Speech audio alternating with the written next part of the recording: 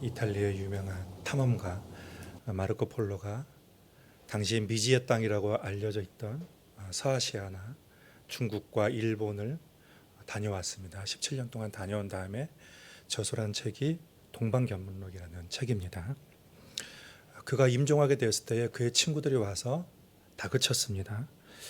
자네는 그 책에서 우리가 도무지 이해할 수 없는 믿기지 않는 이야기만 잔뜩 기록해내었네. 이제라도 진실을 실토하게, 상상으로 쓴 거라고 진실을 실토하게 그렇게 얘기했습니다. 그때에 마르코 폴로가 아니네, 나는 진짜로 보고 들은 것을 쓴 것이네, 50%도 다 쓰지 못한 것이네, 이렇게 얘기했습니다. 오늘날도 사람들 사이에서는 이 마르코 폴로의 책이 그 진위 여부를 지금 논란이 있습니다. 그는 아시아에 가까운 도시에 거주하면서 들은 것을 기록한 것이다. 아니면 어떤 사람은 아니다, 들은 것으로는 그렇게 자세하게 기록할 수 없다라고 여전히 논란 가운데 있습니다. 우리는 지난주에 예수님의 천국 비유, 씨 뿌리는 비유에 대해서 나누었습니다. 사람들은 하나님의 나라에 대해서 잘 모릅니다. 인간의 머리로 이해할 수 없는 것이 하나님 천국의 비밀입니다. 그래서 예수님께서는 우리 인간과 친숙한 우리 주변의 사물과 여러 가지 일들을 가지고 비유로 말씀하시면서 천국이라는 것이 단지 관념 속에 있는 것이 아니에요. 머릿속에 있는 것이 아니고 단지 문자로 기록된 것이 아니라 우리의 삶과 친숙하게 밀접하여 있는 삶 가운데서, 삶의 주변에서 이루어지는 것. 멀리 있는 것이 아니라 나의 삶에서 이루어지는 것이 천국인 것을 비유로 가르치셨습니다. 예수님이 말씀하신 천국 이야기를 들은 사람들의 반응은 어렵다, 이해가 안 된다, 천국에 있는지 없는지 그 진위 여부를 알 수가 없다라고 합니다. 또 어떤 사람들은 예수님이 말씀이 맞다, 지금까지 이런 교훈을 주신 분이 어디 있느냐라면서 예수님의 말을 인정을 하기도 합니다. 그런데 많은 사람들이 예수님의 말씀을 받아들이지 않아요. 그러니까 예수님은 부정적인 그러한 환경과 그 상황 속에서, 사람들이 예수님을 받아들이지 않는 그러한 환경 속에서 비유를 말씀하고 계시는 거예요. 그래서 예수님께서 천국을 누리고자 한다면 너희는 그 말씀을 잘 듣고 그 말씀을 잘 품어서 그 말씀대로 순종하면 천국을 누릴 것이다, 그렇게 말씀을 하셨습니다. 여러분, 천국은 이해가 되는 것이 아니라 순종하는 것입니다. 순종하면 이해가 된다고 지난주에 여러분에게 말씀을 드렸습니다. 성경에서 하나님의 부르심을 입은 사람들, 여러분, 그런 사람들은 다 하나님의 말씀이 이해가 돼서 하나님을 따른 것이 아니에요. 이해가 안 됩니다. 하나님이 부르셨어요. 하나님이 가라고 했습니다. 이해가 안 됩니다. 그래서 하나님의 부르심을 입은 사람들은 다 거부했습니다. 다 거절했습니다. 근데 하나님께서 그들에게 주신 유일한 약속은 내가 너와 함께 하겠다라는 그런 약속이에요. 하나님이 부르셔서 약속을 주셨는데 내가 너와 함께 하겠다라는 그런 말씀. 내가 너를 이렇게 인도하겠다, 저렇게 인도하겠다, 구체적으로 하나님 말씀하지 않으셨어요. 그냥 내가 말한 대로 믿고 순종하라, 그렇게 그냥 선포를 하셨습니다. 그래서 성경은 믿음과 순종을 강조합니다. 성경을 믿고 믿은 대로 즉각 순종하라는 것입니다. 기도하면 순종하라, 기도하라 했으면 하나님의 영광을 볼 것이다. 복음을 전하면, 그렇게 순종하면 복음의 능력이 무엇인지 알 것이다. 사랑하라, 그렇게 순종하면 천국이 뭔지 하나님의 영광을 볼 것이다, 이렇게 말씀을 하셨습니다. 여러분, 이것이 성경의 대부분의 내용입니다. 그래서 성경에서 믿음의 이야기를 빼면 성경은 철학과 도덕밖에 남지가 않습니다. 우리 시대의 철학 이야기, 도덕론은 넘쳐납니다. 세상의 지혜를 배우고 살아가는 방법을 배우려면 굳이 성경을 찾지 않아도 가능합니다. 성경은 순전히 믿음의 책이고 순종의 책입니다. 아브라함이 하나님의 부르심을 받고 그냥 믿고 따라갔습니다. 그리고 100세에 아들을 낳은 믿음의 이야기죠. 요셉이 억울한 일을 당해서도 끝까지 하나님을 붙들어서 애굽의 총리가 된 믿음과 순종의 이야기입니다. 모세가 당시 세계 최강대국이었던 애굽에 가서 노예 생활을 하던 이스라엘 백성들을 끌어낸 이야기, 또 예수님의 말씀을 믿고 기적을 경험한 이야기들이죠. 여러분, 성경에서 믿음과 순종의 내용을 빼면 아무것도 남지 않습니다. 오스왈드 챔버스 목사님이 이런 말을 했습니다. 주님께서 말씀하신 것을 믿고 순종하라. 그러면 즉시 다음 것이 펼쳐질 것이다. 성령에 대해서 많은 연구를 하지만 단 5분의 담대한 순종이 영적인 눈을 열어줄 것이다. 언젠가는 이해하게 될 것이라고 생각하지만 순종하면 지금 이해하게 될 것이다. 연구가 아니라, 머리로 하는 것이 아니라 순종이 주님의 뜻을 이해하게 한다. 하나의 작은 순종으로도 하늘이 열리고 하나님의 심오한 진리를 즉시 알게 될 것이다. 당신이 이미 알고 있는 것을 순종하기 전에는 하나님께서는 더 많은 진리를 당신에게 결코 계시하지 않으실 것이다 라고 했습니다. 여러분, 씨 뿌리는 비유는 순종을 말하는 거죠. 믿고 순종할 때에 30배, 60배, 100배의 결실을 맺는다는 것을 약속하셨습니다. 오늘 같이 읽은 21절에서 25절까지의 말씀을 우리가 소위 등불 비유라고 합니다. 근데 이 등불 비유도 씨 뿌리는 비유의 연장선에서 우리가 이해할 필요가 있습니다. 21절을 한번 같이 읽겠습니다. 또 그들에게 이르시되 사람이 등불을 가져오는 것은 말 아래나 평상 아래에 두려 함이냐 등경 위에 두려 함이 아니냐. 사람이 등불을 켜는 것을 비유로 들여서 설명을 하고 계세요.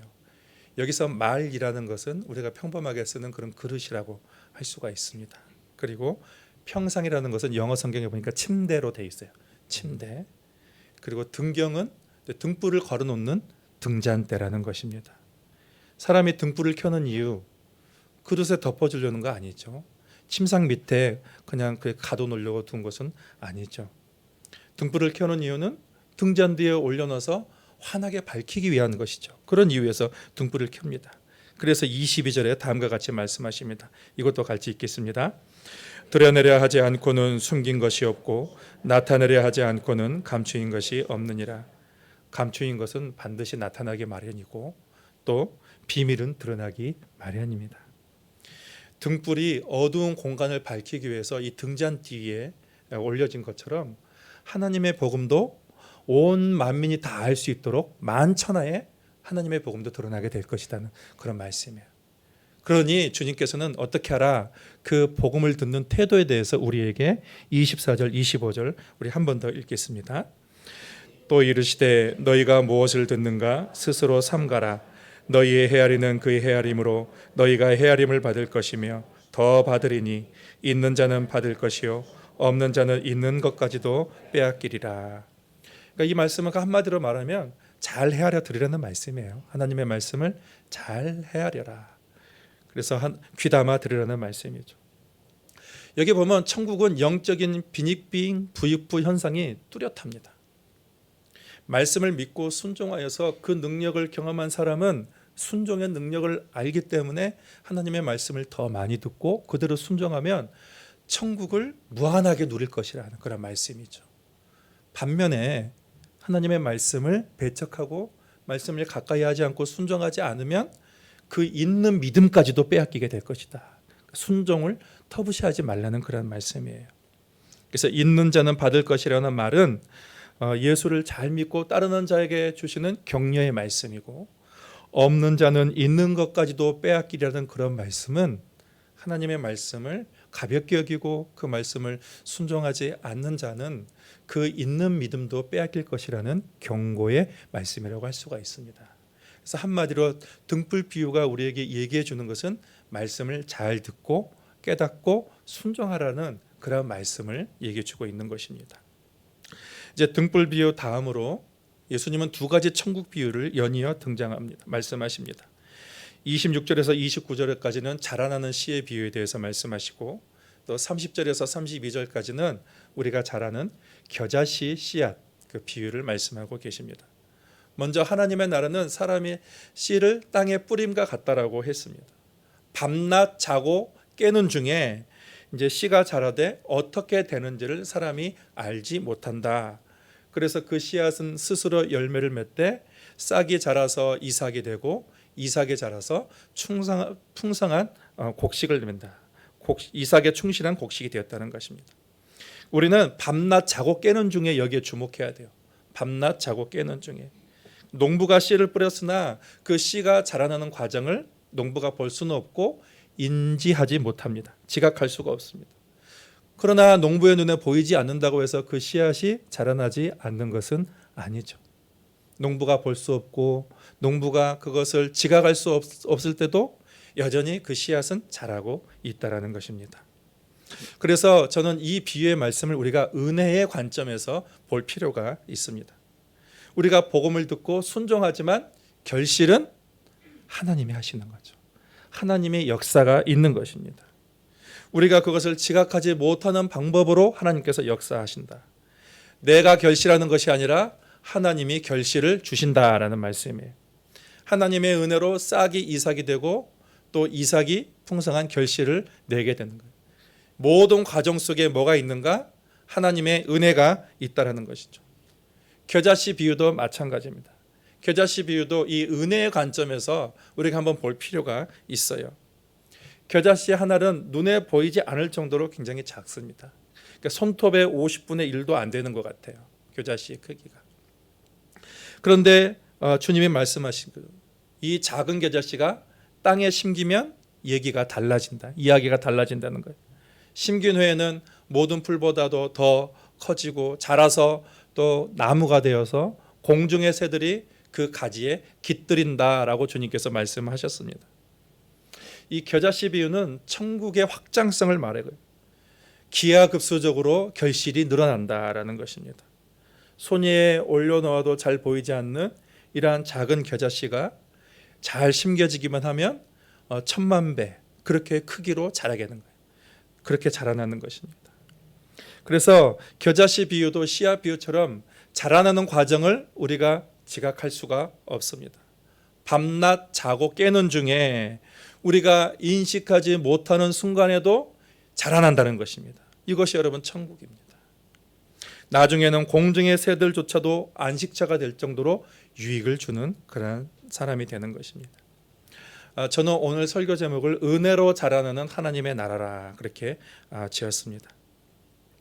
농부가 땅에 씨를 뿌리는 것은 믿음의 행위죠. 그리고 겨자씨를 심는 것도 믿음의 행위죠. 알죠. 앞으로 이것이 자라서 결실하게 될 것을 믿기 때문에 씨를 뿌리게 되는 것입니다. 그렇지만 농부는 씨가 자라나는 과정을 잘 모릅니다. 결국 자라나는 과정은 하나님의 역사입니다. 하나님의 은혜를 베풀어 주셔야만 그 씨가 성장하여 열매를 맺을 수가 있게 되는 것입니다. 하나님의 나라, 여러분 예수 그리스도는 한 분에 불과했어요. 그리고 작은 씨앗에 불과했습니다. 그런데 예수님이 십자가에 달려 돌아가시고 부활하신 다음에 예수 그리스도의 그 복음이 만민에게 이렇게 전하게 된 거죠. 점진적으로 하나님의 나라가 자라서 무한대로 확장을 가져오게 된 것이죠. 그래서 우리가 기억해야 될 것은 천국의 모든 과정, 하나님의 뜻이 이루어지는 모든 과정에는 뭐가 있습니까? 두 글자? 은혜가 있게 되는 것입니다. 여러분 우리가 믿는 하나님은 은혜의 하나님입니다. 그 하나님은 우리의 삶에 당신의 한량없는 은혜를 베풀어 주시기를 원하고 계십니다. 그렇지만 하나님의 은혜의 손길은 우리에게 보이지 않을 때가 더 많이 있습니다. 그래서 우리는 은혜가 은혜인 줄 모르고 지나칠 때가 얼마나 많은지 모릅니다. 지금 우리 눈에 보이지 않을지라도 하나님의 은혜는 여러분 가운데 흐르고 있는 줄 믿습니다. 우리 리마인드 송경민 한번 해볼까요? 리마인드 송경민 아니라 리마인드 지저스죠. 송경민 목사님 간증을 한번 회상해 보면 좋겠습니다. 아마 여러분들이 지금까지 기억을 하고 있는 것 같아서 어떤 걸 말씀드리면 좋을까 해서 송경민 목사님 얼마 되지 않으니까 그 은혜를 좀 간직했으면 좋겠다라는 그런 생각에서 말씀을 잠깐 드리도록 하겠습니다. 아주 어렵게 자란 것 같아요. 아버지가 엄마와 자녀 둘을 버리고 아버지가 도망을 가버리고 그래서 어려서부터 신문 초등학교 때부터 신문을 돌리고 안 해본 아르바이트가 없을 정도로 그렇게 힘겹게 이렇게 버텨온 그런 것을 다 견뎌낼 수 있는 그런 힘은 어머니의 신앙과 기도였다 그렇게 고백을 했습니다. 결혼을 해서도 정말 어렵게 자랐을 때에 한 번도 불평하지 않는 사모님이 계셨어요. 사모님의 그 꿋꿋한 그런 믿음이 있어서 그렇게 또 훌륭한 분이 되었습니다. 그런 많은 고난이 하나님께서 크게 쓰시려고 아마 그렇게 주신 것 같습니다. 저는 이 손 목사님과 잠깐 대화를 나눌 수가 있었는데 손 목사님 저보다 많이 어리더라고요. 보니까 많이 어린데 제가 굉장히 존경할 만한 그런 분이었습니다. 이분이 만든 찬양 중에 은혜라는 찬양이 있죠. 그러니까 이분이 이제 팬데믹을 경험하면서 하나도 당연한 것이 없다 우리 일상에, 그러면서 찬양을 지었습니다. 그가 부른 찬양의 가사가 내가 누려왔던 모든 것들이, 내가 지나왔던 모든 시간이, 내가 걸어왔던 모든 순간이 당연한 것 아니라 은혜였어라고 했습니다. 이제 본문으로 돌아와서 다시 씨앗의 비유를 한번 생각해 보도록 하겠습니다. 씨앗이 땅에 나오려면 그 씨앗의 그 껍데기가 썩어야 돼요.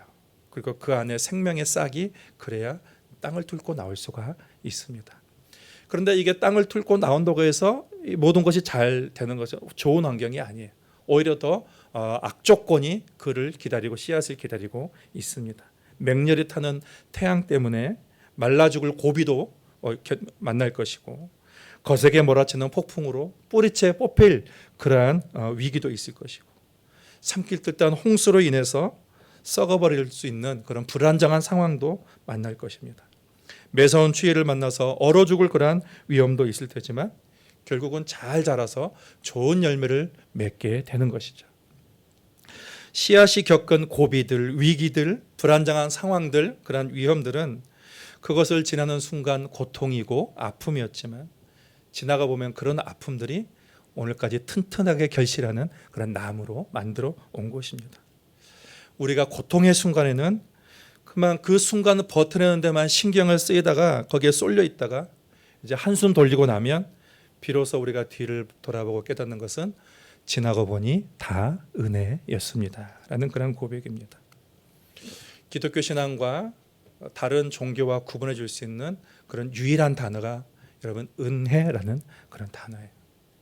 다른 것은 다 자력구원이에요. 내가 선한 일을 하고 노력을 해서 자력구원하지만, 그렇지만 기독교는 인간은 죄인이고 하나님의 영광에 이룰 수 없는 것을 믿습니다. 고백합니다.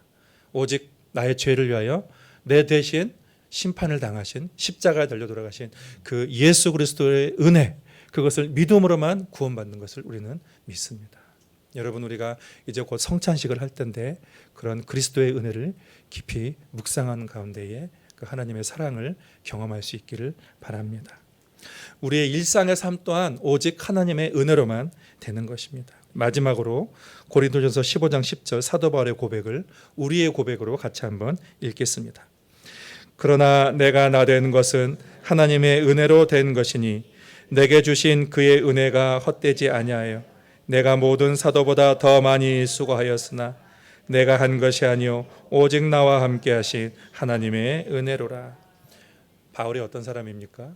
그리스도를 믿는 사람을 잡아다가 죽이는 그런 사람이었습니다. 그런데 예수께서 그를 만나주시고 용서하셔서 사도로 삼아주셨는데 그는 다른 사람보다 더 많이 수고했고 더 많은 결실을 맺었습니다.